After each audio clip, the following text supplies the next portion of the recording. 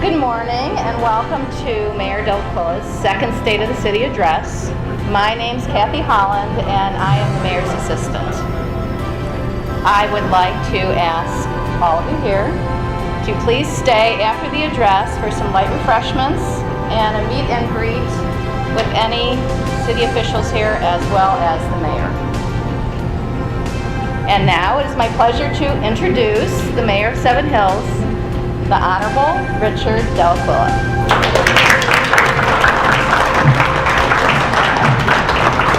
Thanks everyone, and thanks for coming out today. I want to first recognize and thank the other officials who are here with us today. We have with us Councilman Matt Trefis. I thought I saw him walk in. There's Matt in the back. Council President Mike Barth. Ward 4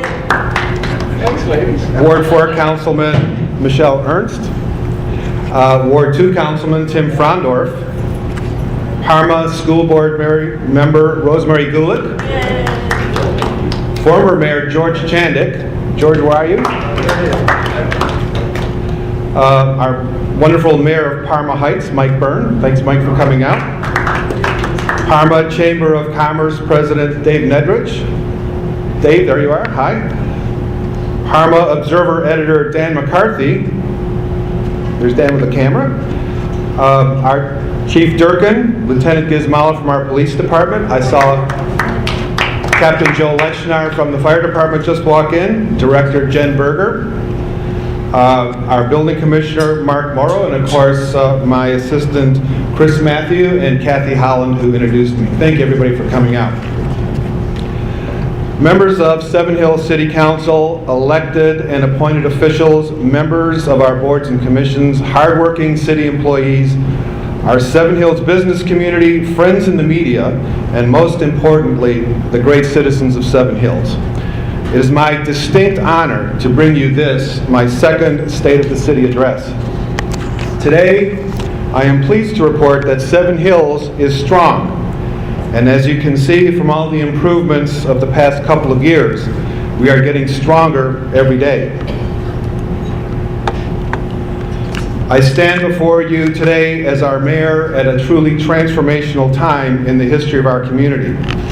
In the past 2 years since I was elected mayor, we have survived the national recession, and our finances were improved through a program of smart, sensible government. It has not been easy, and there is much more work to do in 2014. But just 2 years ago, some people were predicting that rising costs and plummeting revenue would cause the city to run out of money. Well, we proved them wrong again. We did it by rolling up our sleeves and getting to work with City Council and every city employee. However, there is much more hard work to be done this year. As a result of all this work in the past 2 years, we increased our general fund balance about 150%, from about $1.5 million when I was elected to about $3.7 million at the end of 2013. And it's displayed on the chart here. Today, we have fewer employees. We have streamlined and downsized city operations, and we have maintained and even expanded city services.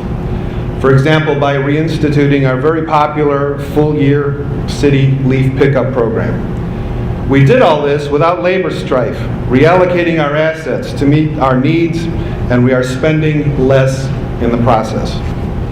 Today, we are leaner and more efficient, and our bottom line has improved. We reduced our annual operating expenses by about 20%, from about $9.3 million when I took office to about $7.5 million annually. This red line indicates the point where I took office, and you can see by the chart that the expenses have gone down as revenues have increased. Prior to my taking office, and those 3 years indicated there, the city lost $3.7 million. To deliver these results, everyone made sacrifices and worked together as a team. One of the biggest factors in reaching these results over the past 2 years has been the practical elimination of recreation center losses of about $400,000 in 2011 to around $20,000 at the end of 2013. This graph indicates, again, the red line when I took office. You can see the lessening of expenses, and this darker blue at the bottom indicates the losses, the subsidies from the general fund. You can see we're at practically zero in relation to where we were 2 years ago. That has been a significant factor in our ability to cut city expenses. Now with the implementation of the new University Hospital's Parma Medical Center physical therapy program at the rec center, it's likely that in 2014 the recreation center will be profitable for the first time in its history. As a city, as a community, we've worked hard to help make Seven Hills a destination for businesses and for families. Just take a look around. You see growth and new activity everywhere in the city. We are attracting business investment and creating the kind of city that people want to move to. Over 400 new jobs have been added to the city in just the past 2 years. With Sedgwick Plains moving its operations here and the addition recently of Proficio Mortgage and other businesses to our community. Later this year, the new Biltmore Nursing Home will break ground on Rockside Road, a project which will generate about $3.5 million in annual payroll on just 3 acres of land. We intend to make this the beginning of even more investment along our Rockside Road corridor. This is what I mean by transforming our city. And let me promise you, it is just the beginning. We are in regular discussions with other business investors who are also interested in Seven Hills. So whether along Rockside Road, Lombardo Center, Broadview Road, we are seeing additional interest in investing in our town. And that includes the former Rockside Terrace Sora Hill development on Rockside next to Independence. Because of the hard work and sacrifices we have all made, we have been able to bring our expenses more in line with revenues. As a result, Seven Hills is now able to reinvest into long-neglected priorities. These strategic investments will truly be transformational as we position ourselves for future commercial investment as well as tomorrow's home buyers. The roadmap for that effort is the 5-year capital improvement plan we recently sent to council. The city now has an orderly plan for future improvements and how to pay for them. These efforts to invest in and repair our infrastructure and streets are making a real difference throughout the city. In the past few years, we have seen the resurfacing of Broadview Road, Rockside Road, Pleasant Valley, Hillside, and Cherry Lane. In 2014, there will be almost $2 million in road repairs to Crossview and Ridgewood with outside funding. And plans are currently being completed for another $1 million to resurface some of our collector streets like Dartmoor and Donna Ray, St. Joseph.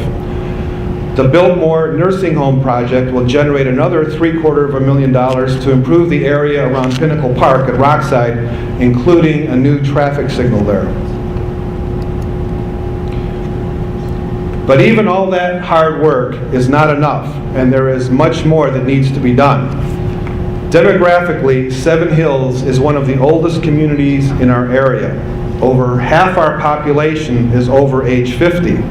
As this chart indicates, half of that population over 50 is actually over age 65. This slide demonstrates that the large bulk of the general fund revenue is derived from one type of tax or another. As a result of this, most of the city's general fund tax revenues by far come from income taxes. Only a relatively small percentage comes from your regular property taxes. So you might ask, where then do my regular property taxes go? Well, about 64% goes to the schools. About 24% goes to the county and other agencies, and only about 12 cents on the dollar actually goes to the city of Seven Hills. A word about our schools. Seven Hills sends far more tax dollars to the public schools than our children use. and we deserve a voice in how that money is spent. It is vital to our city's economic future and to the future of our children that we retain and improve the educational offerings for our public school students. Let me put this plainly. The single most important school issue for Seven Hills is to keep Normandy High School open. I look forward to continuing our positive relationship with the Parma City Schools for the benefit of our children and the economic stability of all our residents.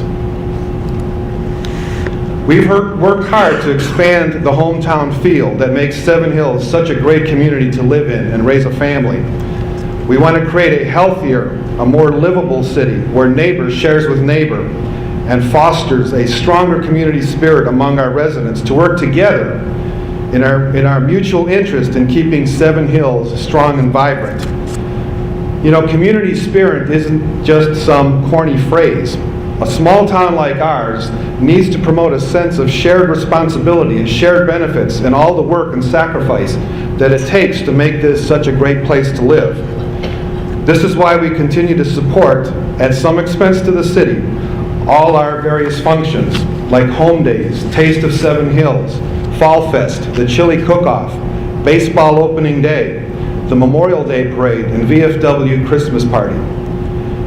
In 2014, just as we have done in prior years, we are working with potential sponsors like Cox Cable and First Energy to help defray some of these costs so we can have fireworks again at Home Days this July.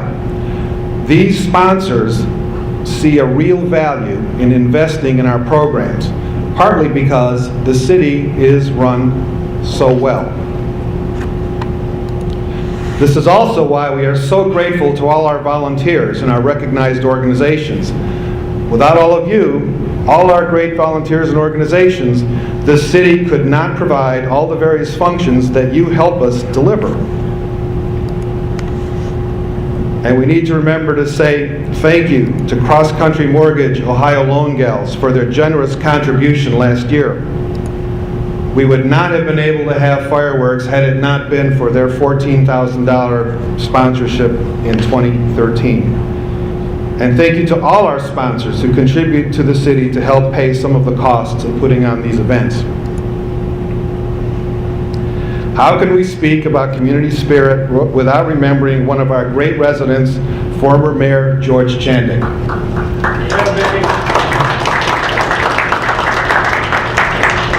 George continues to contribute of his time and effort on behalf of our city. He's now working on a new project, creating the brand new Seven Hills Hall of Fame. George was himself inducted into the Greater Cleveland Sports Hall of Fame in 1996 as a basketball star. I would like to recognize all George's work and the efforts of the volunteers working with him to help create this wonderful new addition to our community. Let's give George and all his volunteers a round of applause. Thank you, George.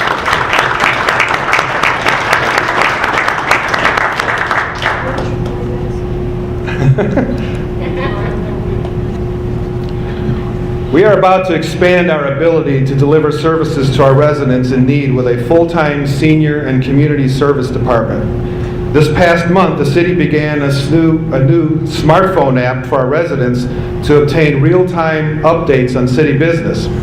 This new app will also give the city a more direct way to communicate with residents if we have another emergency like Hurricane Sandy. If you have not done so yet, you can download it for free.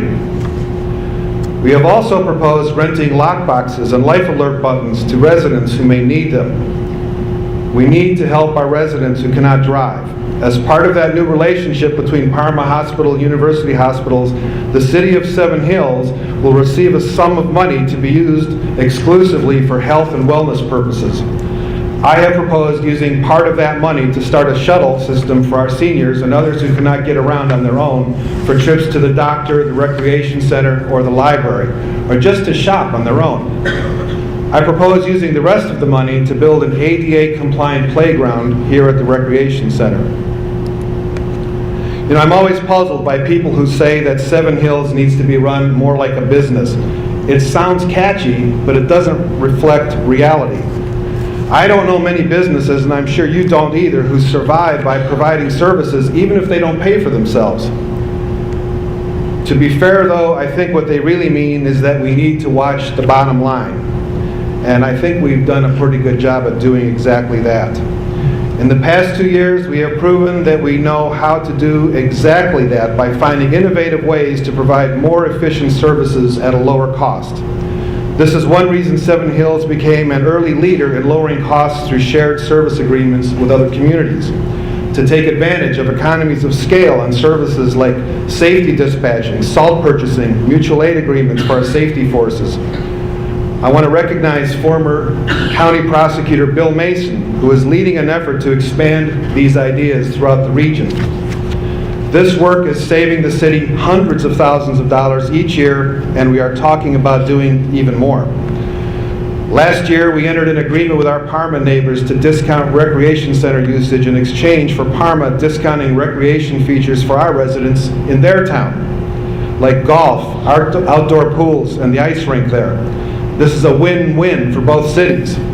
Now residents of both communities can access recreational offerings not available in their hometown. I want to thank Mayor Tim DeGeeter and his team in Parma for all their hard work in reaching that agreement. Thanks, Tim. It was great working with you. I am so pleased that we have been able to build more partnerships with our friends in our neighboring towns. While we have made progress to stabilize the city's finances and to reinvest in our infrastructure needs, we still have challenges that we must face head-on. In our modern times, young people move to find jobs.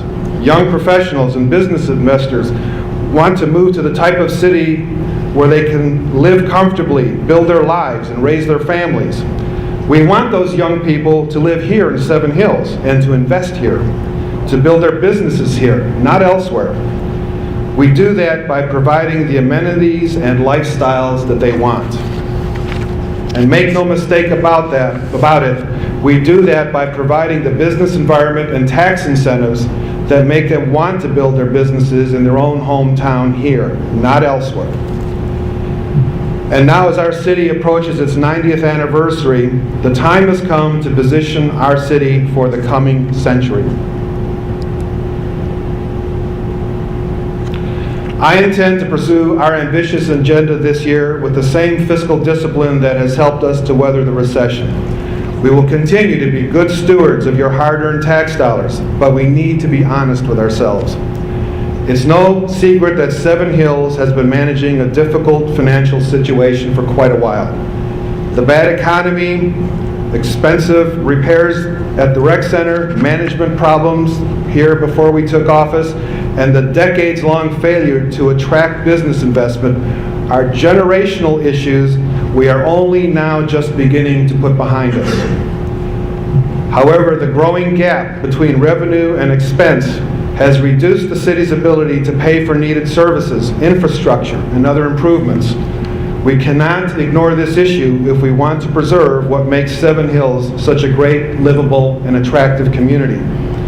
Your city leaders must demonstrate that they understand the challenges we face and the nature of the decisions that we all must make. In doing so, we must explain what we hope to achieve before arguing against what we oppose. I ask everyone not to allow politics to divert them from what we all know must be done to increase revenues and preserve our city. And I thank council who has realistically and courageously faced up to this issue. Now that we have stabilized the city's finances over the past 2 years, here are the priorities I want to set for the coming year. They are challenging, but not impossible if we will all work together. First, doing more to stabilize the city's finances. Second, we must work harder to develop a business-friendly atmosphere here in Seven Hills. We must continue our efforts to reintegrate ourselves with neighboring communities after a period of estrangement from them. Upgrading our housing stock to attract young families and income-earning young professionals. And of course, our infrastructure repairs and upgrades, which we all know must be made. That's a strong agenda, and we have already started working on it. Success will require that your city leaders maintain a unified determination to make these things happen. The challenge is that we still don't have complete control over our finances, even after all of the sacrifices that we have made. We have been creative and made great progress in repairing the problems we inherited. As a result, we now have a recreation center that practically pays for itself but still needs significant repairs. We have streamlined city operations and increased our general fund balance for the near term. We have attracted more business investment to the city, but we need to do more, and we need to end the petty politics. Sometimes the truth is hard to hear. Our residents do not want more disunity, and they don't want spin. They want to hear the truth, and they want to know that their leaders are focusing on what counts. Clearly, the unending and expensive personal feud you all know about hampers the very way our city must conduct its business. This, unfortunately, is the sad legacy of our city, and it must end.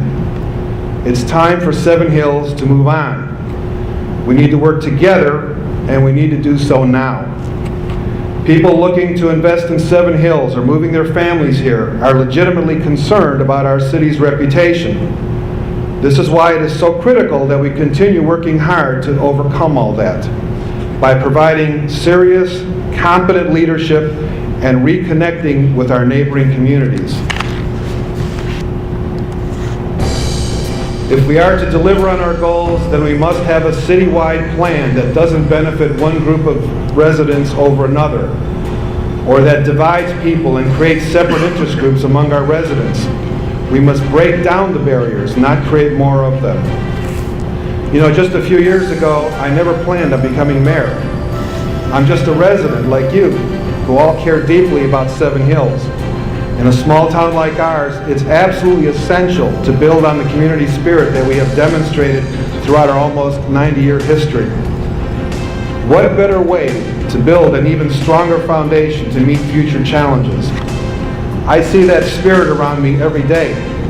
I see the wisdom of age combining with the energy of youth. I see a neighborly goodwill throughout our city. That's why I am so optimistic for what tomorrow will bring. Our city is filled with great people and a lot of exciting opportunities. So celebrate Seven Hills with me for just a moment, because we have earned it. And then let's get back to work.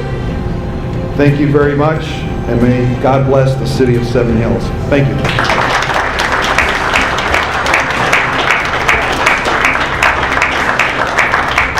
I also wanted to acknowledge our state representative, Marlene Yelsky, who walked in during the speech. Thanks, Marlene, for coming. Appreciate it.